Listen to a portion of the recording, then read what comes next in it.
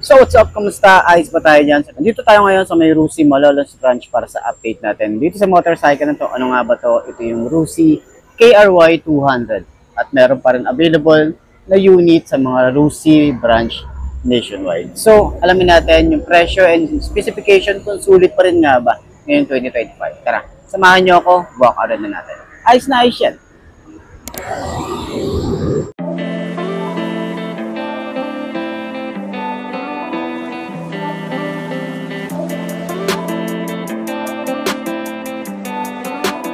Sometimes you gotta let them go, oh. I know it's hard, but you're better on your own, oh. I know the scars got you feeling all alone, oh. I know it's hard, but you gotta let them go, oh. Say it with me, everything is okay, yeah. Hey, yeah, hey, yeah, yeah. But you gotta let them go, oh. I know it's hard, but you're better on your own, yeah, on your own, yeah. All these feelings kept, I wanna be over it. But something deep inside makes me feel alone again. They were in my life, never got that closure yet. Push the pain aside, it's heavy when I'm sober, yeah. Turn my thoughts off, I'm over it. Two shots too deep, I'm alone again. This ain't healthy, tears never help me. And that's why sometimes you gotta let them go, oh. I know it's hard, but you're better on your own, I know the scars got you feeling all alone, I know it's So, ano nga ngayong 2025, available pa rin po itong Rusi KRY 200 at meron silang isang unit dito kasi medyo parang ang tagal ko na rin hindi nakakita ng ganitong unit na lalo na itong KRY 200, lalo na naglabasan yung katulad ng kay Rakal na 250cc tapos carb type din, murang-mura lang din, pero itong si Rusi KRY 200 is nagkakahalaga ng 85,000 kapag kinuha nyo ng cash. Siyempre, murang-mura na yun para sa ganitong 200cc pang trail bike. Pwede ang isang to, pero ang nagustuhan ko din talaga dito yung forma. Tapos yung decals niya, napakaangas ng decals, aggressive yung looks, lalo na kulay red siya. And then, mga binago, wala halos binago rito sa motorcycle na to. Ang kanyang headlight is naka-bulb type pa rin, pero signal light natin is naka-LED. Meron tayong inverted forks, magandang suspension, lalo na kung sa mga pang-trail, pwede ang isang to, lalaban talaga to. Meron na rin tayong cover dito, naka-disc brake tayo rito, naka-word spoke, dual sport yung kanyang tires. Medyo mabigat ang isang to, pero mas pinagaan na nila. Lalo na ngayon 2025, mas pinagaan or lightweight na yung kanyang frame. Dahil nga mas magandang ipang-trail kapag magaan, di ba? Hindi mahihirapan yung mga rider. Ayan. Pero sana magkaroon din ng FI nito or kahit air-cooled and naka-oil-cooled, di ba? Combination.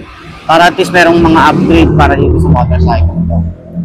Yung kanyang upuan, ito mahaba pa rin naman to. Di ba? Tapos malaki yung gas tank niya. Malaki ang gas tank na to. Ito yung white na to, ito yung pinaka-gas tank niya. Okay, kaya makikita mo yung kung may ano ka pa, makikita mo kung may gas ka pa kasi mapapansin mo na agad dyan. Okay? So yung upuan, ganyan kahaba. Pwede ka rin mag-angkas dito. Ayan, pwede mo rin naman itong tanggalin kung ayaw mag-angkas. Meron din tayo ritong chain cover. May roller na rin tayo dito para in case na hindi talaga tatalon yung chain natin. So sa likod naman, naka-disc brake din tayo. Naka-dual sport na rin tayo rito at meron tayong single shock dito sa likod. Ayan. So yung tambucho niya nasa taas para at least kapag baha, pwede rin to. Lalo na ngayon, wala tayong flood control, di ba? So madalas mga napupuntahan nating lugar is mabaha. Okay, malalaki yung mga baha talaga sa lugar na yan. Hindi natin expected. Pero ayan, kukuha natin, tingnan natin kung abot ng 5.2 na kagaya ko itong motorcycle na to. Pero alam ko naman, tanggap ko na hindi ko talaga abot to. Hindi ko nga rin maitayo ito eh. Pero ganyan ang itsura natin. Medyo napansin natin dito pagdating sa upuan, matigas. Hindi siya ganun kakomportable kasi makipot. Ito makipot siya. Parang mas maganda kung nakatayo ka dito. Kagandahan naman kasi dito, hindi siya bukangkang, di ba? Pero ayan, ganyan siya. Oh. Pwede kang tumayo, di ba? Pag lulubak. Pero hindi ko lang talaga masyadong trip, yung komportable na upo, yun yung hinahanap ko rito. Pero ito hindi. Masyadong makitid kasi yung kanyang upuan. Kaya, ayan, tignan nyo naman to, di ba? Throttle niya pala na ano. So, yan, yun yung itsura natin dito. Okay? Sa mga nagtatanong. Yan. So, pag nag-angkas ka rito, pwede naman.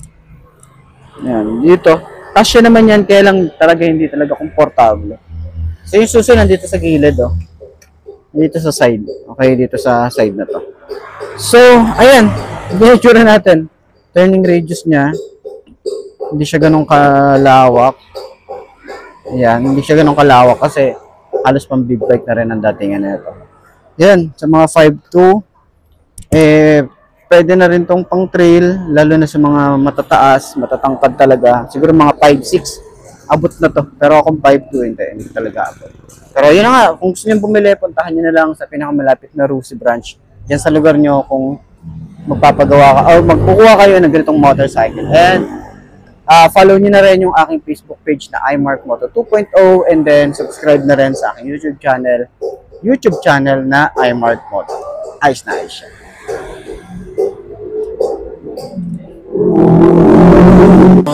But you gotta let him go.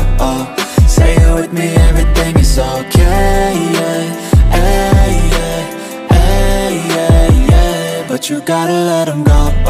I know it's hard, but you're better on your own. Yeah, on your own.